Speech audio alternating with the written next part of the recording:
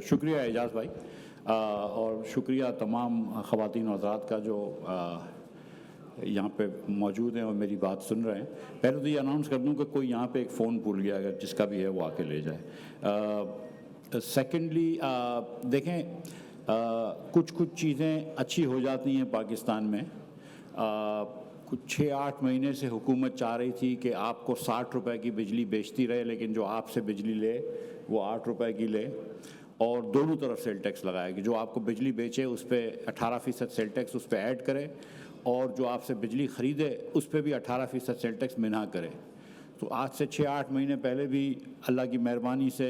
میں نے بھی یہ بیڑا سنبھالا، اور دیگر دوستوں نے بھی، اور ہم اس وقت بھی حکومت کو ہم نے پیچھے ہٹایا، اور آج بھی صبح شہباز شریف صاحب نے بہرحال اپنی پالیسی کو ریوائز کرا ہے۔ تو کوئی تو ہم لوگوں کا بھی کام ہو جاتا ہے، کوئی ہم کام کر لیتے ہیں۔ حکومت کی آرگیومنٹ یہ تھی، میں اس پہ شروع کروں گا پھر اس پہ آ جاؤں گا۔ حکومت کی آرگیومنٹ یہ تھی کہ یہ جو 4.5-5 لاکھ مڈل کلاس لوگ ہیں، رچ لوگ جن کو یہ کہتے ہیں، ان کو یہ فیور کر رہی تھی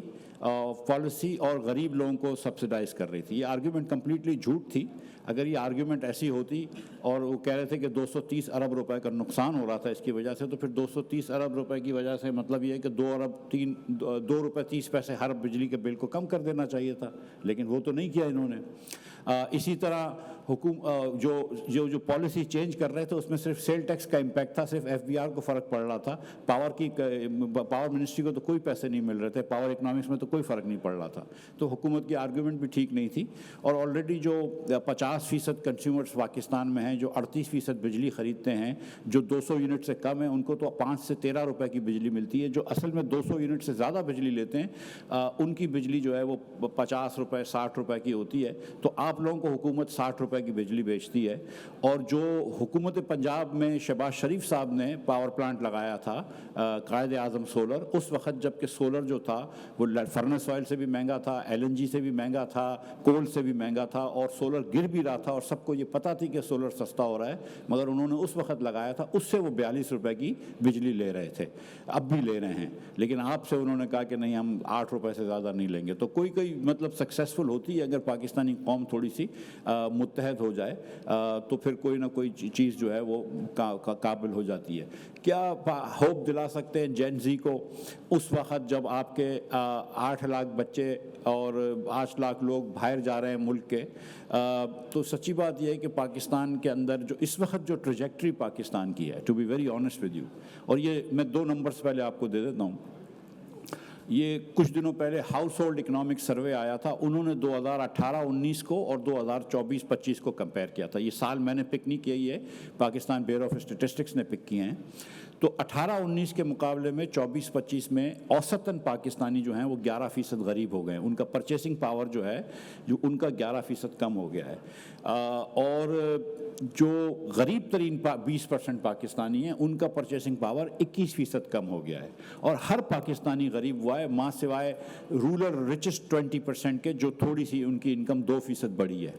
اب ان 6 سالوں کے اندر اگر آپ موازنہ کریں بنگلہ دیش کا، ہندوستان کا، دیگر ممالک کا، سب سہارن افریقہ کا، تو وہ سارے ممالک جو ہیں وہ ہر سال 1-8%، 2% ان کا per capita G D P بڑھ جاتی ہے، ان کی پرسیونگ پاور بڑھ جاتا ہے، پرچیسنگ پاور بڑھ جاتا ہے۔ تو جب دنیا تھوڑی سی آگے جا رہی ہے، ہم تھوڑے پیچھے جا رہے ہیں، بہت پیچھے نہیں جا رہے لیکن تھوڑے پیچھے جا رہے ہیں۔ اور تو میں یہ نہیں سمجھتا کہ پاکستان کے اندر کوئی بھی لوگ برے ہیں۔ ابھی آپ نے دیکھا یہاں پہ عارف حبیب، محمد علی ٹبا، تمام صفحہ اول کے بزنس مین، زبیر طفیل صاحب بیٹھے ہوئے تھے، سارے بزنس مین اچھے ہمارے پاکستانی ہیں، سیاستدان اچھے ہیں، بقول اسد عمر کے صرف 2 وزرائے خزانہ کے علاوہ باقی تمام وزرائے خزانہ جو 10 تھے وہ 10 اچھے تھے، اور اس میں بھی وہ صرف سچ مچ ہے کہ ایک ہی کا وزیر کا برا کہہ رہا تھا، پتہ نہیں کس کا، شاید میرا ہی کہہ رہا ہو۔ تو the thing is کہ اور خدا نخواستہ نہ ہمارے ججز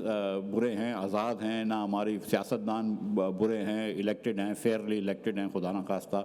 اور ہمارے فوجی بھی اچھے ہیں۔ تو مطلب مسئلہ کیا ہے؟ اور مسئلہ سچ مچ یہ ہے کہ ہم ایک لو ایکویلیبریم میں پھنس گئے ہیں۔ ہم جہاں آ کے پھنس گئے ہیں پاکستان، ہم لو گروتھ ٹریجیکٹری میں پھنس گئے، اور جب تک کہ ہم ایک سسٹم کو شاک نہیں دے کے ریفارم نہیں کریں گے اور ہول اسکیل ریفارم نہیں کریں گے، ہم آگے نہیں جا سکتے۔ پاکستان میں بجلی جو ہے وہ ناٹ جسٹ کہ خطے میں سب سے مہنگی ہے، بلکہ Indonesia, Thailand, Vietnam, Malaysia, South Africa, Ethiopia, Kenya, ان سب سے مہنگی ہے، اور خطے میں بھی مہنگی ہے۔ یہ سارے ممالک کا میں اس لیے نام لے رہا ہوں کہ اگر کوئی فورن انویسٹر سوچ رہا ہوتا ہے کہ بھئی اگر جوتے کی فیکٹری لگانی ہے تو پاکستان میں بھی لگا سکتا ہے، اور شاید کمبوڈیا میں بھی لگا سکتا ہے، تو کمبوڈیا کے اندر انوائرمنٹ زیادہ مثبت ہے۔ اسی طرح اگر سیمسنگ نے انویسٹ کرنا ہے ویتنام میں بھی کر سکتا ہے، پاکستان میں بھی کر سکتا ہے، لیکن اس نے چوائس کی کہ ویتنام میں کر دے۔ تو وہاں کی ورک فورس پڑھی لکھی ہے، یہاں کی ورک فورس پڑھی لکھی نہیں ہے۔ 40% بچہ ہمارا جو ہے وہ اسکول میں نہیں ہے، جو اسکول میں ہے ان کے نتائج بھی اچھے نہیں ہیں۔ پچھلے 20 سالوں کے اندر سندھ کے اندر مثال کے طور پر لٹریسی ریٹ نہیں بڑھا ہے،